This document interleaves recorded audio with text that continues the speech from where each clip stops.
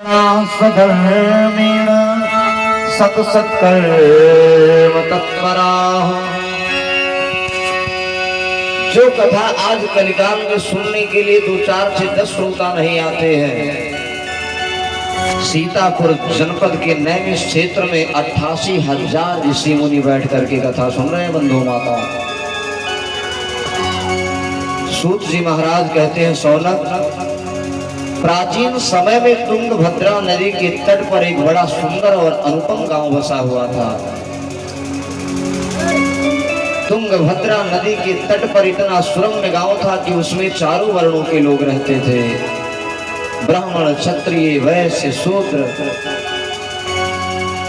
चारों वर्ण बड़े प्रेम से रहते थे। ब्राह्मणों के कार्य कौन से हैं? तो कहा ब्राह्मणों के 6 कर्म वेद में बताए गए हैं। दान लेना, दान देना, यज्ञ करना, यज्ञ कराना, वेद पढ़ना, वेद पढ़ाना, ये ब्राह्मणों के 6 कर्म वेद में बताए गए हैं। लेकिन आज व्यवस्था बदल गई बंधु माताओं। जो कर्म ब्राह्मणों के नहीं उसे ब्राह्मण करने लगे हैं। जो नाई का काम है वो कोई दूसरा कर रहा है। सनातन धर्म में सबको बनाकर रखने के लिए सबको एक एक काम दे दिया गया है। गरुड़ पुराण में लिखा है कि ब्राह्मणों को तरल पदार्थ का व्यापार नहीं करना चाहिए, लेकिन तेल की टंकी, शराब का ठेका, दूध की डेयरी पंडिते जी लोगों के पास है ज्यादा। तो कहा तुंगभद्रा नदी के तट पर जो गांव बसा था उसमें चारों वर्णों के लोग अपने अपने कार्य में संलग्न थे। ब्राह्मण वेद विद्या में संलग्न थे, क्षत्रिय संपूर्ण परिक्षेत्र की रक्षा में तत्पर थे, वैश्य व्यापार करते थे, शूद्र वर्ण के लोग भी तीनों वर्णों के साथ मिलकर के बड़े ही प्रेम से, भ्रातृत्व भाव से रहते थे। जैसे शरीर का कोई अंग, शरीर में हाथ है, पैर है, मुंह है, आंख है, नाक है, लेकिन किसी दिन ये विचार करो कि अगर आंख ना रहे तब भी काम चल जाएगा, या हथवे ना रहे तब भी काम चल जाएगा, तो क्या चल पाएगा? नहीं चलेगा। क्यों? कहा कि सबकी आवश्यकता समय समय पर लगती है। उसी प्रकार से चारों वर्णों के लोग भी हैं। ब्राह्मण ना हो, क्षत्रिय ना हो, वैश्य ना हो, शूद्र ना हो। जैसे परिवार में 4 भाई रहते हैं, उसी प्रकार से समाज की ये चारों स्तंभ हैं। अगर एक भी ना रहे तो ये समाज नहीं चल सकता है। बंधु माताओं, आज तो कलिकाल है, ज्ञान का अभाव होता जा रहा है। लोग इधर उधर लड़ाने में लगे हैं, एकाग्रता संयम को भंग करने कराने में लगे हैं। लेकिन तुंगभद्रा नदी के तट पर जो अनुपम गांव बसा था उसमें चारों वर्णों के लोग बड़े प्रेम से रहते थे। उसी गांव में एक आत्मदेव नाम के पंडित जी रहा करते थे। आत्मदेव पुरे तस्मिन् सर्ववेद विशारदः स्रोत स्मार्ते सुनिष्णातो द्वितीय इव भास्करः। कहा उसी गांव में आत्मदेव नाम के पंडित जी रहा करते थे।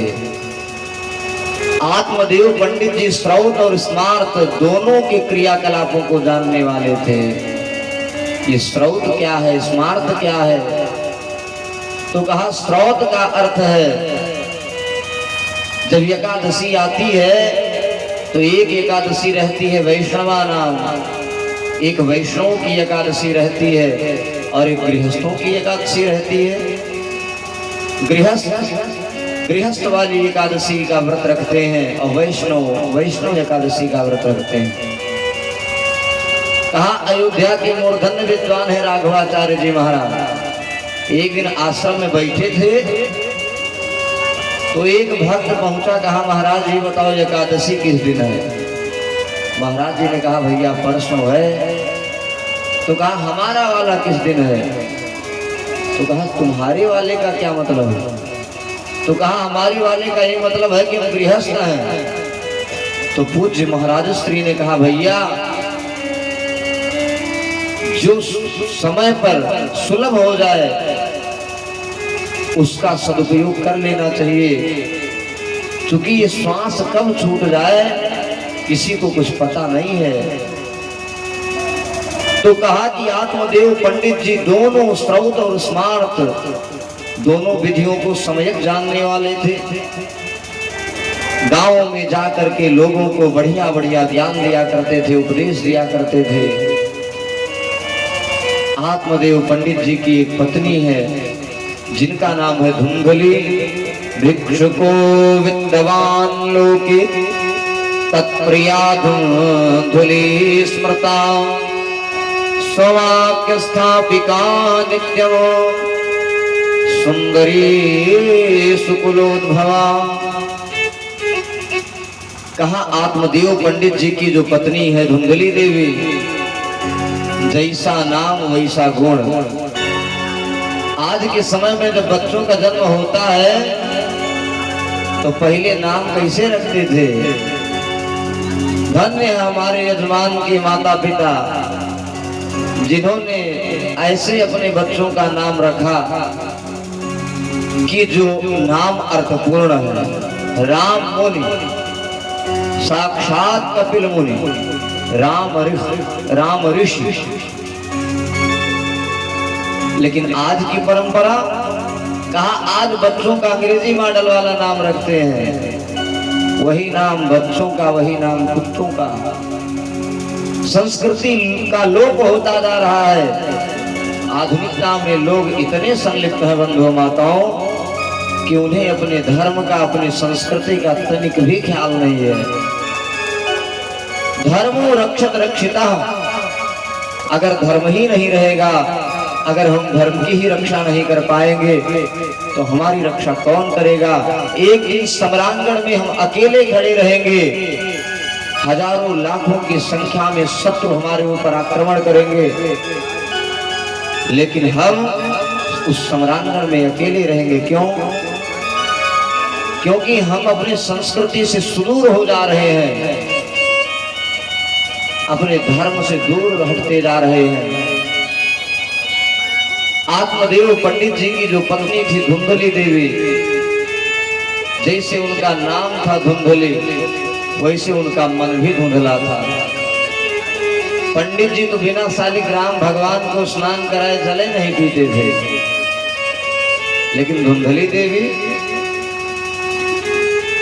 दिन भर ना स्नान करें और जब तक दुताई चुंगलाई करके पड़ोसी के यहाँ डंडा न बजवा दे तब तक उनका भोजन नहीं पचता था।